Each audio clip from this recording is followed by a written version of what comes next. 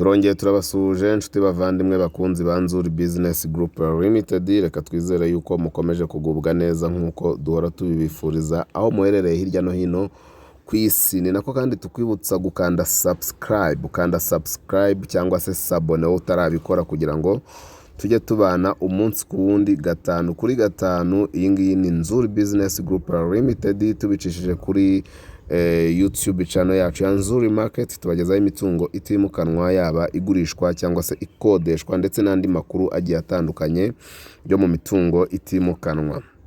Nkuko rero kandi mwabonye kuri screen zanyu mugifungura, mwabonye yuko turi kubabwira ko tubafitiye systeme nshya aho ukoresha website yacu ya www.nzuri.rw, hanyuma ukaba wakwinjiraho ukabasha kuhagurishiriza umutungo wawe utimukanwa, inzu cyangwa se ikibanza cyangwa se isambu ukayishyiraho, hanyuma noneho ukazahabona abakiriya mukivuganira nta natanu rwose bigutwaye, uretse 20,000 byonyine byo kubasha kuyishyiraho.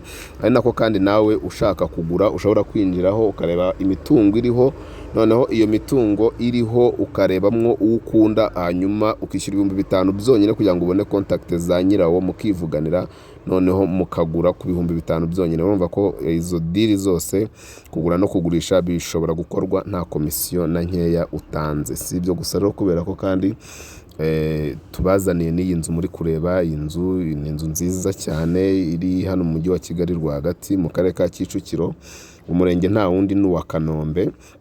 Iyi nzu ikaba ifite ibyumba 4 byiza binini byo kuryamamo, ikagira douche na toilette 3, ikagira salon, salle à manger ndetse na cuisine. Ari nako kandi ifite na annex igizwe n'icyumba na cuisine na toilette na douche byo hanze, ndetse ikagira na parking na jardin bihagije. Iyi nzu rero ikaba yubakisha amatafari ahiye, ari inzu nshyashya y'akataraboneka nkuko muri kubireba, yubatse mu buryo bugezweho, yubakishijwe ibikoresho bigezweho kandi byiza bikomeye.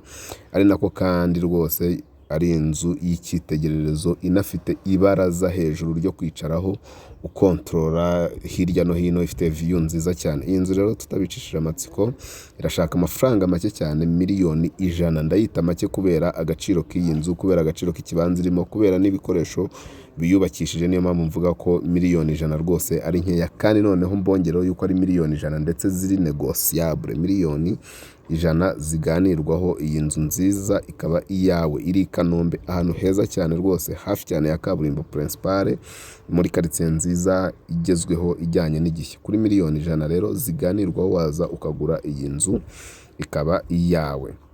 Ikano nongera kukwibutsa gukanda subscribe, noneho ukande kukazogera kugira ngo ujye ubana natwe umunsi ku wundi gatanu kuri gatanu. Ari nako ushaka gusura iriya website ya www.nzuri.rw, noneho ukajya uhagurira cyangwa se ukahagurishiriza nta komisiyo na nkeya utanze. Ni karibu cyane rero iwacu muri Nzuri Business Group Limited. Umukiriya ni umwami, turabakunda cyane cyane, tubahaye ikaze.